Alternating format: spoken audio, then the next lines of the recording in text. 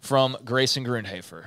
Yeah, so let's start with number 5. So these are the best bets of the weekend in my eyes. So Texas State takes on Nevada. Nevada lost, or they played their first week of the year. They played in week 0, and they beat New Mexico State, but they only won by 11 at New Mexico State. I think Texas State's going to be improved. They got Lane Hatcher at quarterback. I think they're going to be maybe a surprise bowl team this year, Texas State. I think they're going to knock off Nevada. That's the first game on my list. Next game, I got Kent State. How about this? A little bit of an upset action. They are a 23-point underdog against a very mediocre Washington football program. I think Kent State's going to definitely cover that. That's a lot of points. I don't know that Washington's going to be able to make that up, especially coming off of a year where they didn't make a bowl. I think that number is quite absurd, way too large for Washington. Next game on the list, NC State. We mentioned them earlier. I think NC State is going to blow out East Carolina. It's 11.5-point favorite. That's not that many points, I don't think. The way that I've heard everything about NC State, their defensive line, their offensive line, their quarterback, I really think that they're going to be able to go in there and have a lot of success against East Carolina. My second game, number 2 on the list that I'm most confident in, how about Arkansas?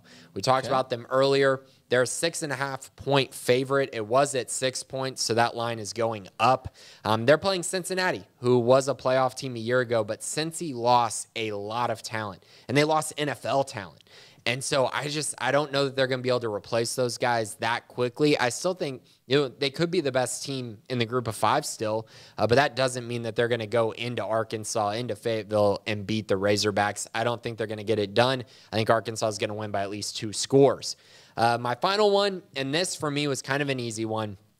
Illinois played in week 0. They destroyed Wyoming, and now they're going to Indiana, a team that was 2-10 a year ago, and Indiana hasn't played a game yet this year. Oh, give me Illinois every day of the week. They are a 1.5-point underdog. I think they're going to come out there with a pretty easy win by at least a touchdown, maybe more.